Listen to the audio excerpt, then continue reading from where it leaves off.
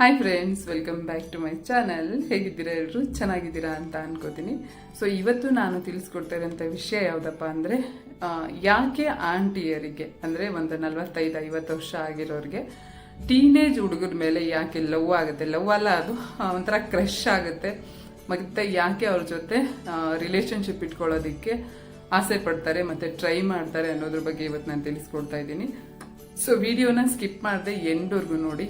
ಹಾಗೆ ಇನ್ನೂ ಯಾರೆಲ್ಲ ಹೊಸಬರು ನನ್ನ ಚಾನಲ್ನ ನೋಡ್ತಾ ಇದ್ದೀರಾ, ಪ್ಲೀಸ್ ಸಬ್ಸ್ಕ್ರೈಬ್ ಮಾಡ್ಕೊಳ್ಳಿ.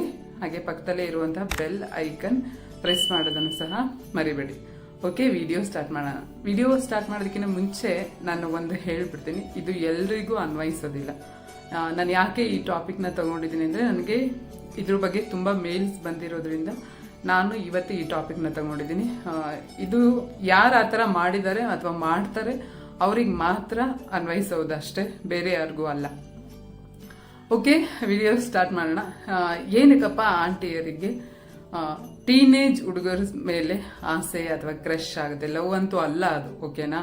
ಲವ್ ಆಗೋ ಏಜ್ ಅವ್ರದ್ದಾಗಿರೋದಿಲ್ಲ, ಕ್ರಶ್ ಮತ್ತು ಆಸೆ ಆಗುತ್ತೆ. ಸೊ ಯಾಕಪ್ಪ ಅಂದರೆ, ತನ್ನ ಗಂಡನಿಂದ ಸಿಗ್ದಲೇ ಇರುವಂಥ ಒಂದು ಸುಖವನ್ನು ಆಕೆ ಬೇರೆಯವರಿಂದ ಎಕ್ಸ್ಪೆಕ್ಟ್ ಮಾಡ್ತಿರ್ತಾಳೆ. ಸೊ ಯಾರೇ ಆಗಿರಲಿ, ಗಂಡಾಗಿರಲಿ ಹೆಣ್ಣಾಗಿರಲಿ, ತಮಗೆ ಬೇಕಾಗಿರೋದು ತಮ್ಮ ಮನೆಯಲ್ಲಿ ಸಿಕ್ಕಿದಂಥ ಟೈಮಲ್ಲಿ ಅದನ್ನು ಎಲ್ಲೂ ಹುಡ್ಕೋದಕ್ಕೆ ಹೋಗಲ್ಲ, ಓಕೆನಾ? ಮೇಲ್ ಆರ್ ಫೀಮೇಲ್ ಇಬ್ಬರಿಗೂ ನಾನು ಹೇಳ್ತಾ ಇದ್ದೀನಿ. ಸೊ ಅದೇ ಥರ ಆಂಟಿಯರಿಗೆ ಏನಾಗುತ್ತೆ ಅಂದರೆ, ಈಗ ಚಿಕ್ಕ ಏಜಲ್ಲೇ ಮದುವೆ ಮಾಡಿಬಿಟ್ಟಿರ್ತಾರೆ. ಸೊ ಅವ್ರಿಗೆ ಏನಾಗುತ್ತೆ ಅಂದರೆ, ಅವ್ರಿಗಿಂತ ತುಂಬ ದೊಡ್ಡವ್ರ ಜೊತೆ ಮದುವೆ ಮಾಡಿರ್ತಾರೆ. ಇಲ್ಲ ಅಂದರೆ ಅವರ ಗಂಡಂದ್ರಿಗೆ ಇರುವಂತಹ ವರ್ಕ್ ಪ್ರೆಷರ್ ಅಥವಾ ಟೆನ್ಷನಿಂದ ಅವ್ರ ಜೊತೆ ನೀಟಾಗಿ ಸೆಕ್ಷುವಲ್ ರಿಲೇಷನ್ಶಿಪ್ ಇಟ್ಕೊಂಡಿರೋದಿಲ್ಲ. ಸೊ ಅದರಿಂದ ಆಕೆ ನಿರಾಸೆಗೊಳಗಾಗಿ ಏನು ಮಾಡ್ತಾಳೆ ಅಂದರೆ, ಓಕೆ ನಾನು ಯಾರ ಜೊತೆನಾದರೂ ಈ ಥರ ರಿಲೇಷನ್ಶಿಪ್ ಇಟ್ಕೋಬೇಕು ಅಂತ ಆಕೆಗೆ ಆಸೆ ಆಗುತ್ತೆ. ಬಟ್ ಅವಾಗ ಏನಾಗುತ್ತಪ್ಪ ಅಂದರೆ, ತುಂಬ ಅಂದರೆ ಅವ್ರ ಏಜ್ ಅವ್ರನ್ನ ಇಟ್ಕೊಳ್ಳೋದಕ್ಕೆ ಆಲ್ಮೋಸ್ಟ್ ಎಲ್ರಿಗೂ ಮದುವೆ ಆಗಿರುತ್ತೆ. ಸೊ ಅದರಿಂದ ಅವರಿಗೆ ಪ್ರಾಬ್ಲಮ್ ಆಗುತ್ತೆ ಅಂದ್ಬಿಟ್ಟು ಟೀನೇಜ್ ಹುಡುಗರನ್ನ ಸೆಲೆಕ್ಟ್ ಮಾಡ್ಕೋತಾರೆ. ಯಾಕೆ ಅಂದರೆ, ಹೌದು ಆಕೆಗೆ ಆತನು ಟೀನೇಜ್ ಇರ್ತಾನೆ ಬಾಯ್, ಅವನಿಂದ ಆಕೆಗೆ ಸ್ಯಾಟಿಸ್ಫೈ ಸಿಗುತ್ತೆ ಅನ್ನೋದಕ್ಕಿಂತ ಹೆಚ್ಚಾಗಿ ಅವ್ರದ್ದು ಯಾವುದು ಡಿಮ್ಯಾಂಡ್ಸ್ ಇರೋದಿಲ್ಲ ಹುಡುಗರದು, ಓಕೆನಾ?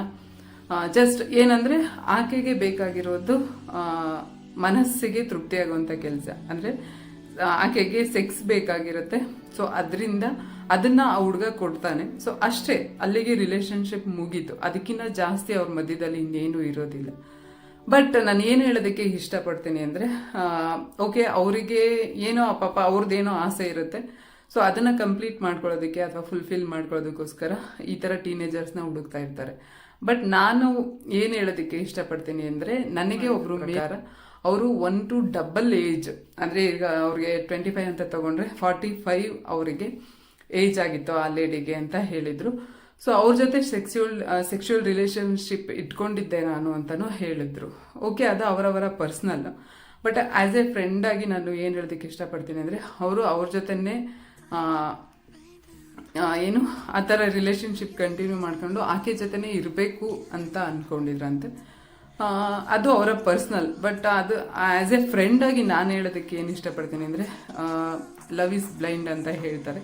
ಹೌದು, ಅದಕ್ಕೆ ಏಜ್ ಲಿಮಿಟ್ ಆಗಲಿ ಅಥವಾ ಆಸ್ತಿ ಅಂತಸ್ತು ಅದು ಯಾವುದೂ ಅಡ್ಡ ಬರೋದಿಲ್ಲ. ಬಟ್ ಇಲ್ಲಿ ಏನಾಗುತ್ತೆ ಅಂದರೆ, ಆ ಥರ ಸಕ್ಸಸ್ಫುಲ್ ರಿಲೇಷನ್ಶಿಪ್ ಆಗೋದು 1 ಅಥವಾ 2% ಅಷ್ಟೇ. ಇನ್ನು 99% ಅದು ಕಿತ್ತೋಗೋದೇನೆ. ಯಾಕೆ ಅಂದರೆ, ಅವರ ಒಂದು ಏನು ಯೋಚನೆ ಮಾಡೋವಂಥ ರೀತಿ, ಥಿಂಕಿಂಗ್ ಲೆವೆಲ್ ಅವ್ರದ್ದು ಬೇರೆ ಇರುತ್ತೆ. ಅವರ ಏಜಿಗೆ ತಕ್ಕನಾಗ ಅವರು ಥಿಂಕ್ ಮಾಡ್ತಾ ಇರ್ತಾರೆ. ಸೊ ನೀವು ನಿಮ್ಮ ಏಜಿಗೆ ತಕ್ಕನಾಗೆ ಚೈಲ್ಡ್ಹುಡ್ ಥರ ಆಡ್ತಾ ಇದ್ದರೆ ಅಲ್ಲಿ ಏನಾಗುತ್ತಪ್ಪ ಅಂದರೆ, ಸೊ ಅವಾಗ ಅಲ್ಲಿ ಮಿಸ್ಅಂಡರ್ಸ್ಟ್ಯಾಂಡಿಂಗ್ ಬರೋದು ಮತ್ತು ಜಗಳ ಬರೋದು, ಹೊಂದಾಣಿಕೆ ಇಲ್ಲದೆ ಇರೋವಂಥದ್ದು. ಸೊ ಈ ಥರದ್ದೆಲ್ಲ ಆಗುತ್ತೆ. ರಿಲೇಷನ್ಶಿಪ್ ಇಟ್ಕೋಬೇಕಾ ಬೇಡವಾ ಅನ್ನೋದು ಅದು ನಿಮಗೆ ಬಿಟ್ಟಿದ್ದು. ಬಟ್ ಏನಾಗುತ್ತೆ ಅಂದರೆ, ಮದುವೆಗಿನ ಮುಂಚೆನೇ ನೀವು ಈ ಥರದ್ದೆಲ್ಲ ಮಾಡ್ಕೊಂಡಿದ್ದಾಗ ಮದುವೆ ಆದಮೇಲೆ ಮೇ ಬಿ ಇಂಟ್ರೆಸ್ಟ್ ಇರಲ್ಲ.